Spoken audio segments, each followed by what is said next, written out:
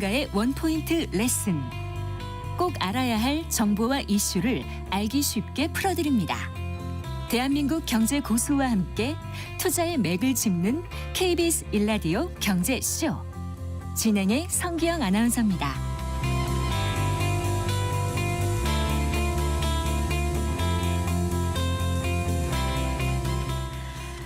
연말만 되면 직장인들에게 고민거리를 안겨주는 연말정산 시기가 돌아왔습니다. 매년 하는 건데 좀 달라지는 것들도 있고 해서 좀 복잡하다는 생각이 들고 어떨 땐 이거 얼마나 이렇게 준비를 해야 되나 이렇게 엄두가 안 날 때도 있더라고요. 그런데 이제 전문가들은 연말정산을 1년 내내 준비하는 것이 좋다는 얘기를 하지만 그것도 쉽지가 않죠. 하지만 12월이 가기 전에 미리 챙겨두면 확실히 세테크를 할 수 있다고 하는데요. 연말정산에 꼭 필요한 것, 세테크를 위해서 알아야 할 것들 오늘 자세히 짚어보겠습니다. 자, 국세청에서 22년간 근무하신 분이에요. 가현 세무법인의 염지훈 대표 세무사 스튜디오에 모셨습니다. 반갑습니다. 네, 안녕하십니까. 안녕하세요. 반갑습니다. 국세청에서 22년간 근무하셨다고요? 네, 맞습니다. 네, 주로 어떤 일 맡으셨어요? 국세청에서 보통 재산세가 업무, 상속 증여 양도랑 네. 그다음에 조사 업무를 주로 많이 수행했습니다. 조사요. 네. 조사면은 뭘 조사하는 거죠? 상속세, 증여세 조사도 많이 했고요. 아. 그다음에 일반 법인 업체들, 성실하게 개인들. 납부했는지, 네, 맞습니다. 탈루한 거 있는지, 네. 그래서 조사한 다음에 부과하고 뭐 이런 일 하셨군요. 네. 거기서는 그런 일을 했고 네. 지금은 이제 밖에 나와서 좀 그렇게 해서 억울하신 분들을 좀 도와드리는 일들 네. 그런 것들을 또 열심히 하고 있습니다. 네, 사실 네. 우리가 이제 경제 활동하면서 한 나라에 살면서 세금을 납부하는 게 국민의 의무잖아요. 그렇죠. 네. 의무죠. 네, 근데 이제 세금을 잘 내고 했는데 어떨 때는 미리 더 걷어가는 것도 있고 해서 좀 네. 이제 돌려받아야 될 것도 있고, 그렇죠. 또 아니면은 세금을 좀 덜 낼 수 있는 좋은 상품 이런 게 가입해서 네. 좀 절세를 하는 것도 필요할 것 같기도 한 하고요. 가지 또 세금 내는 방법이죠. 네, 그래요. 자, 오늘 이제 때가 때인 만큼 이제 연말 정산에 대해서 여쭤보려고 저희가 모셨는데요. 네. 직장인을 위한 연말 정산 사실 대부분의 직장인들이 연말에 좀 마음이 좀 바쁘고 좀 뒤숭숭하잖아요. 그렇죠. 회식도 많고. 네, 그렇죠. 그러다 보니까 이제 해를 넘겨서 빨리 그때 하면 되지 하고 넘기는 경우가 많아요. 네네. 그런데 요때 잘 준비하면 조금이라도 더 도움되는 게 있지 않을까 싶어서요. 예, 그런 네. 것들 있죠. 오늘 이제 그런 것들 하나씩 좀 얘기를 해나가면 좋을 것 같고요. 그래서 올해가 지금 오늘이 12월 10일인데 네. 그래서 앞으로 20일 정도가 남았죠. 그래서 네. 이 20일 동안 소득공제, 세액공제 이런 것들 어떤 것들이 있고 내가 더 받을 수 있는 게 어떤 게 있는지 확인하고 네. 추가로 그 환급받을 수 있는 것들이 뭐가 있는지를 알아보고 행동에 옮길 수 있습니다. 아직도 20일이 남아 있으니까 지금도 네. 늦지 않았습니다. 자, 지금 국세청 홈택스에 들어가면 연말정산과 관련해서 검색해 볼 수 있나요? 네, 있습니다. 네. 제가 지난 주말에 네. 홈택스에 들어가서 연말 정산을 미리 해봤습니다. 해보셨어요? 예. 벌써 가능해요? 이게 홈택스에 아직 올해 전체 연말 정산 간소화 내용이 아직은 올라와 있지 않습니다. 네. 연말 정산에 필요한 최종 자료는 네. 통상 다음해 1월 중순경에 국세청 홈택스에 올라오고요. 네. 2024년 귀속분은 2025년 1월 15일경에 올라올 예정입니다. 네. 그런데 주말에 하셨다는 건 뭘 하셨다는 거예요?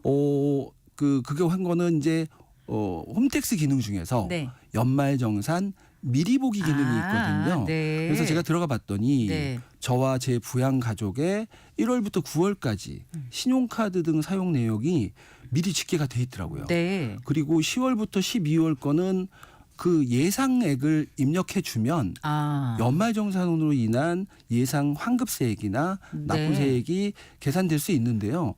그런데 문제는 신용카드를 제외한 2024년 총급여 각종 공제 내용은 네. 아직 집계가 안 돼 있어서 작년 자료랑 올해 내용을 참고해서 본인이 네. 직접 넣어야 돼요. 그렇게 해서 넣어보면 이제 예상 세액이 나오는 거죠. 얼마 환급받는지. 근데 여기서 중점적으로 우리가 살펴볼 건 내 공제 한도가 얼마가 남아 있는지. 그런 공제 한도가 남아 있는 소득 공제나 세액 공제가 뭐가 있는지 살펴보고 체크해 나가는 게 좋을 것 같습니다. 남아 있는 걸 그럼 채우면 도움이 된다 이 그렇죠. 말씀이시군요. 그래서 제가 봤더니 저는 연금 저축을 200만 원 추가로 낼 수 있고요. 고향사랑 기부금을 10만 원 내면 또 되겠더라고요. 네. 그리고 종교단체 기부금도 한도가 좀 남아 있어서 남아 있는 기간 동안 추가로 납입할 종교단체 기부금이 한도가 있습니까? 한도가 있습니다. 무적정 되는 거는 아니고요. 세액공제 한도인가요? 그렇죠. 그 세액공제이긴 한데 네. 그것도 무조건 하는 건 아니고 내 네. 소득에 비례해서 하기 때문에 네. 예, 그것도 한도는 있습니다. 아, 그런가요? 네네네. 네. 자, 10년 넘게 해온 이제 직장인들이 연말정산이 이제 좀 복잡하게 느껴지는 게 네네네. 해마다 이제 세법이 조금씩 개정되거나 바뀌는 것들이 있어서 그렇거든요. 네. 이제 올해 확대된 연말정산 항목들 좀 살펴볼까요?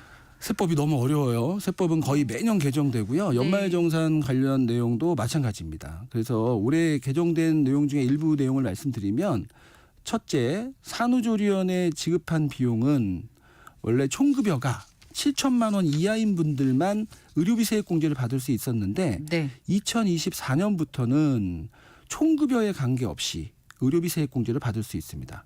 얼마를 지출하든 그 한도는 200만 원입니다. 네. 저희 애들 태어날 때는 이게 없었거든요. 그래서 이걸 보면서 이제 좀 부럽다 그런 생각도 했는데 근데 하나 더 나오세요. 이러면 안 되죠. 근데 그때보다 산후조리원 비용이 너무 워낙 많이 올라서. 올랐어요. 그래서 네. 이게 좀 약간 현실적인 내용이다 그런 생각이 들었고요. 네. 둘째, 주택 총약 종합저축에 가입하는 경우에 소득공제를 해주는데요. 종전에는 공제 대상 한도가 연 240만 원이었는데 네. 2024년 1월 1일 이후 납입분부터는 연 300만 원으로 공제 한도를 늘렸습니다. 네. 그리고 셋째, 많은 분들의 사랑을 받는 월세액 세액공제. 이게 네. 왜 사랑을 받냐면 금액이 커서 그래요. 적용 대상자가 1년 총급여 7천만 원 이하인 자에서 8천만 원 이하로 그 대상을 확대했고요. 동시에 그 월세액 한도도 연 월세액 750만 원에서 1,000만 원으로 변경돼서 그래서 무주택자의 주택 마련과 서민, 중산층의 주거비 부담을 완화해 주게 됐습니다. 네. 네.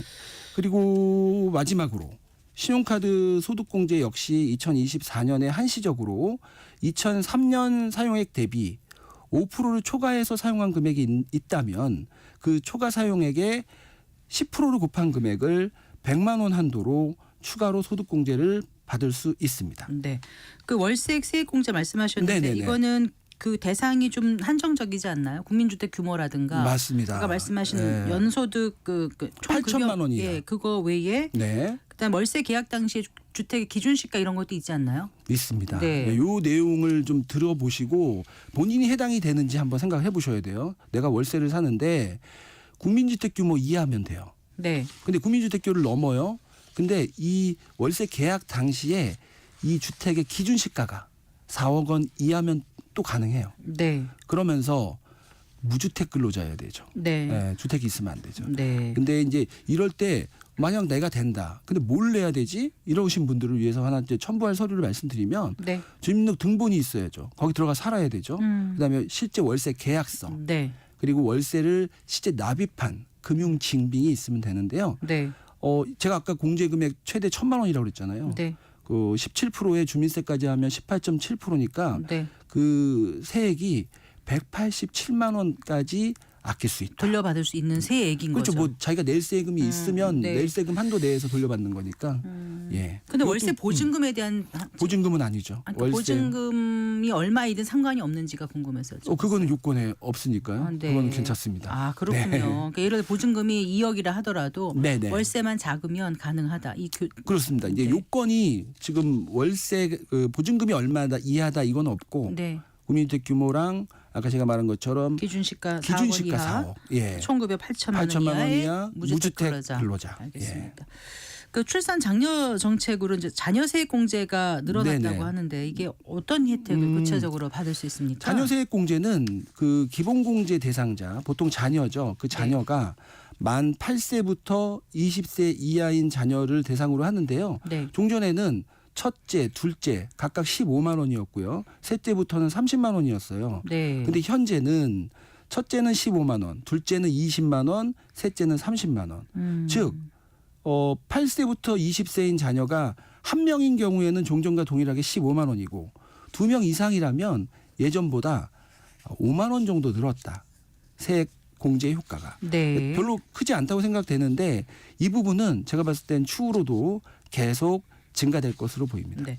그리고 이제 많이들 관심 가지시는 부분이 이제 네. 신용카드라든가 체크카드를 네네. 통한 소득공제가 어떻게 되느냐예요. 네네. 근데 보통 체크카드가 일반 신용카드보다는 소득공제율이 높죠. 예, 예. 그래서 신용카드를 총 급여의 25% 이상 썼으면 그 다음은 이제 체크카드를 써라 이런 얘기 많이 듣는데 맞습니까? 네, 맞아요. 네. 신용카드 사용 금액에 대한 소득공제는 총 급여액의 25%를 일단 초과해서 사용해야 되고요. 네. 그걸 초과하면 그 초과액에 공제율을 곱해서 계산하는데 네. 여기서 신용카드는 공제율이 15%고요. 체크카드는 공제율이 30%예요. 네. 거의 더블이죠.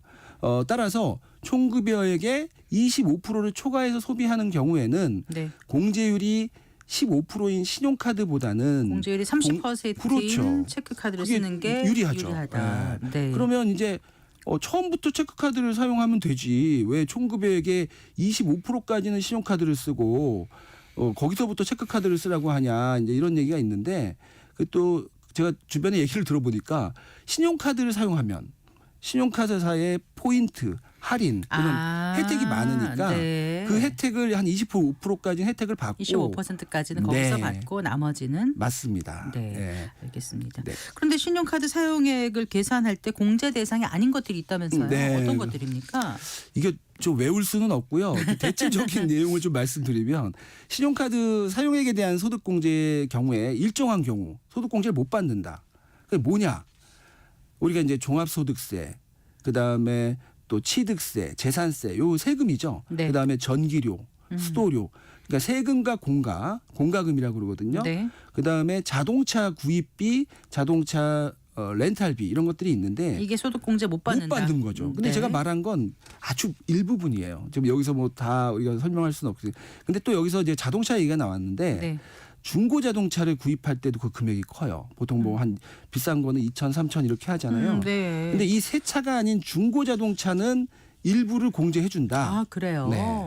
근데 이때 신용카드, 체크카드, 현금 영수증을 발급받으면 전체 금액은 아니고 구입 네. 금액의 10%를 네. 사용 금액에 포함해서 소득공제 받을 수 있다는 아하, 거죠. 네. 예. 그리고 또 많은 분들이 제 주변 분들 많이 헷갈려 하셔서 저한테 질문 왔던 거를 제가 말씀드리면 의료비, 네. 보험료, 네. 이게 세액공제 항목이거든요. 그러니까 이 세액공제도 받고 또 소득공제 중복에서 혜택 받을 수 있냐 이런 거 많이 물어보시는데 네. 의료비는 가능합니다. 근데 신용카드로 보험료 내는 분들도 있는데 네. 예, 보험료는 안 된다고 보시면 되고요. 네. 근데 실전에서 내가 사용한 신용카드 내역이 신용카드 공제를 받을 수 있느냐 없느냐에 대해서는 연말정산 간소화 시스템에서 제공하고 있으니까 네. 굳이 이걸 외우실 필요는 없습니다. 이거 어떻게 외우겠습니까?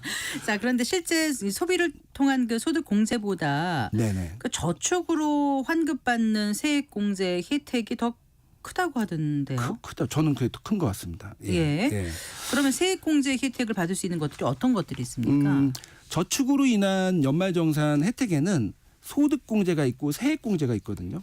소득공제는 과세 표준 자체를 낮추는 거고요. 네. 세액공제는 그 과세 표준의 세율을 곱한 산출 세액에서 세액을 직접 차감해 주는 거예요. 네. 일반적으로 세율이 높으신 분들은 소득공제를 늘리는 게 유리하고요. 세율이 낮으신 분들은 직접적으로 세액 공제를 많이 받는 게 절세 효과가 크다고 할 수 있습니다. 세율이 낮다는 게 과세 표준 어디에 걸리냐의 맞습니다. 말씀이신 거죠? 예, 네, 6%부터 45%그 세율이죠. 네, 네, 예. 네. 그래서 연말정산 혜택을 받기 위해서 신용카드 소비를 무조건 늘리는 건 사용 금액 대비 세액 환급 효과가 좀 떨어진다고 봐야 될 것 같고요. 네. 저축으로 혜택 받는 것 중에서도 먼저 청약저축을 말씀드릴게요. 네. 청약저축의 소득공제 요건이요. 무주택자만 가능한데요. 네. 무주택 세대주이면서 총급여가 7천만 원 이하인 근로자가 네. 본인이 납입한 금액 중에서 300만 원을 한도로 네. 40%까지 소득공제를 해줍니다. 네. 즉 최고 300만 원을 120만 넣으면 120만 원 소득공제 해주는 거죠. 네.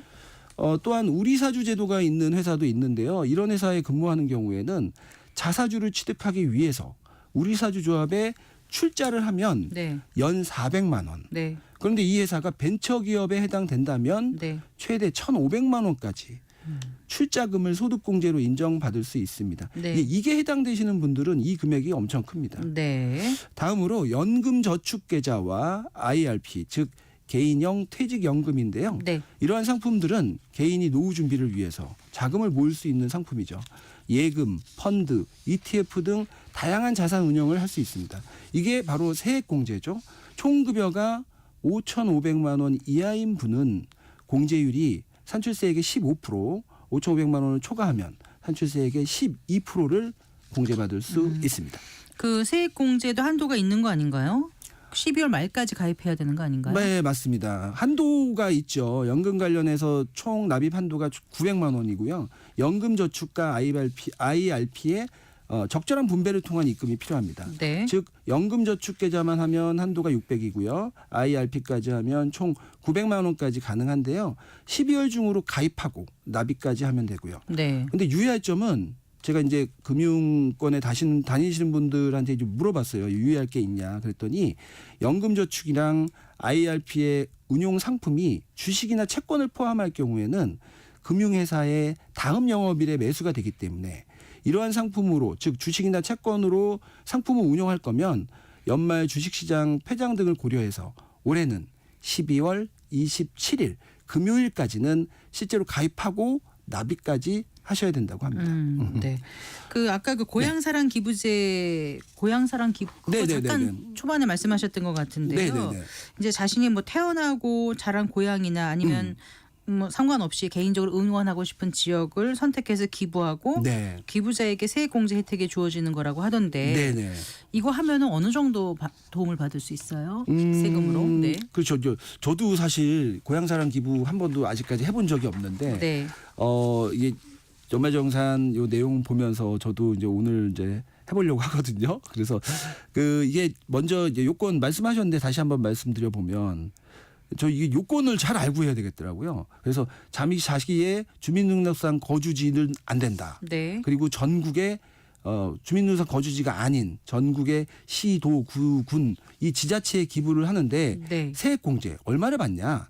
10만 원까지는 전액 세액공제. 즉 예. 10만 원을 내면 소득세 환급, 주민세 환급까지 합하면 10만 원을 그대로 받는다. 네. 그리고 그 이상을 기부하면 어떻게 할 거냐? 그 이상에 대해서는 최대 500만 원까지 16.5% 주민세 포함 네. 16.5%의 세액공제 혜택이 된다. 네. 근데 이게 다가 아니죠. 전액 세액공제를 받고 지금 10만 원 기준으로 전액 세액공제를 받고 기부금의 30%에 해당되는 포인트로 답례품까지 구입할 수 있다는 거죠. 그래서 10만 원 기준으로 13만 원이 생기니까 모두한테 이익이 되는 겁니다. 근데 그 답례품이 뭔지 저도 한번 봤어요. 그랬더니 재밌어요. 한우 육포, 네. 치즈, 소고기, 참기름, 영화 티켓, 템플스테이, 지역 상품권. 잠깐만요. 그러면 네. 기부금 10만 원 하면 네. 10만 원으로 세액공제를 받는데 네. 내가 10만 원 했을 때 30%니까 3만 원만큼은 살 수 있게 해준다고요? 그렇죠. 남는 장사. 네, 알겠습니다. 네, 이런 좋은 특례품도 그건 어느 있습니다. 사이트에서 확인할 수 있을까요? 이 사이트 보니까 네. 고향사랑 이음이라는 네, 사이트를 알파벳 통해서 이음. 예, 맞습니다. 네. 여기서 확인할 수 있습니다. 알겠습니다. 네. 자, 연말정산할 때 좀 흔히 하는 실수, 네네. 꼭 하면 안 되는 그런 실수 이것도 좀 짚어주신다면요. 이것도 제가 많이 주변에서 본 건데요. 이제 맞벌이를 많이 하죠. 제 친구도 맞벌이를 하는데 부부끼리 대화가 없어요.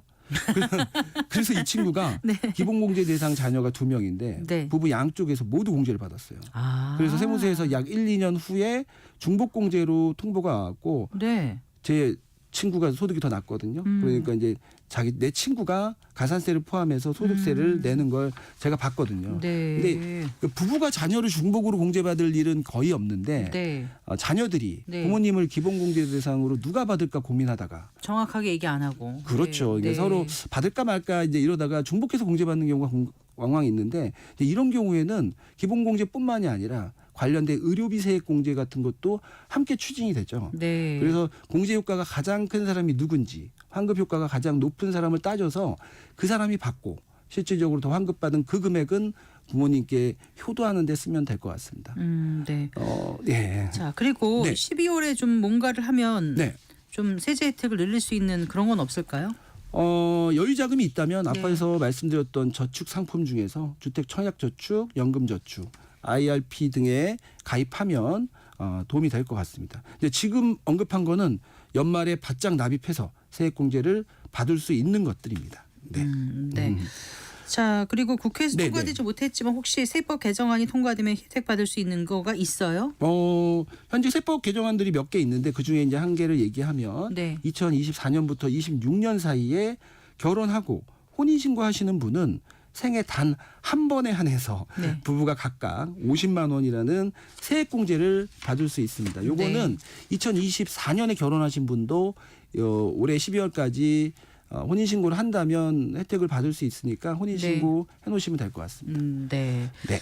자, 그리고 연말정산 시기에 이렇게 내 수입이나 소비 저축을 네네. 챙기는 것도 당연히 중요하지만 네. 다른 때도 좀 늘 좀 신경을 쓰면 좋을 것 같고 네. 카드 사용도 뭐 아까 일반 신용카드든 네. 체크카드 사용이든 현금 이런 영수증. 것도 좀 전략적으로 하는 게 필요할 것 같은데 네네. 좀 절세를 할 수 있는 방법을 늘 생각하고 또 네. 소비를 어느 정도 알뜰하게 잘하는 거 이런 거에 대한 생각을 갖고 살아야 되겠다는 생각을 연말정산 때 하거든요. 저도 이번에 또 많이 생각하고 예, 있습니다. 관련해서 좀 말씀해 주시면요. 네. 제가 아까 뭐 중복되는 얘기는 빼고 제가 살펴보게 살다 보니까 온누리 상품권, 네. 지역화폐 상품권 이런 거 잘 활용하면 5%에서 10% 저렴하게 소비를 할 수 있을 것 같고요. 그다음에 신용카드 아까 이제 여러 번 나왔는데 신용카드도 이제 할인되는 금액이랑 포인트 이런 것도 챙기고 그리고 연말정산할 때도 공제도 받고. 네. 그래서 제 뭐 여담을 말씀드리자면 저희 아내는 신용카드로 일명 카테크를 하더라고요. 네. 그래서 아이 학원비, 관리비, 각종 공과금 자동이체, 온라인 쇼핑 등에서 할인받는 게 한 달 평균 10만 원 정도라고 하는데요. 네. 즉 현명한 소비가 돈을 벌 수 있다. 이렇게도 볼 수 있습니다. 예. 연말정산할 때 가끔씩 실수하고 누락한 게 있잖아요. 네네네. 아까워 이런 거. 맞아요. 그거는 다음에 그 종합소득세 신고 때 할 수 있지 않나요? 맞습니다. 네. 5월 1일부터 5월 말까지 종합소득세 신고 기간 때 누락하거나 너무 많이 한 거 수정해서 신고할 수 자기가 있고요. 급여 외에 다른 기타 소득이 없는 사람도 그때 할 수 있다는 있습니다. 거죠. 예, 네. 하게 되면 네. 2만 원 전자세액 공제도 받을 수 있는 걸로 알고 있습니다. 아, 그래요? 네네. 할 때 그러면은 몇 년 지난 거는 되나요? 경정 청구 기간이? 5년까지 가능합니다. 5년까지. 이제 그 5월 31일이 신고 기한이잖아요. 네. 그때부터 5년 동안은 네. 경정 청구를 할 수 아, 있습니다. 몇 년 전에 한 거 아깝다 싶은 거 챙겼다가 그럼요. 내년 할 5월 수 있습니다. 31일까지 할 수 있다. 네. 네, 알아두시면 잘 활용하시면 됩니다. 도움이 될 것 같습니다. 네. 잘 들었습니다. 고맙습니다. 네, 감사합니다. 네, 가현 세무법인의 염지훈 대표 세무사와 함께했습니다.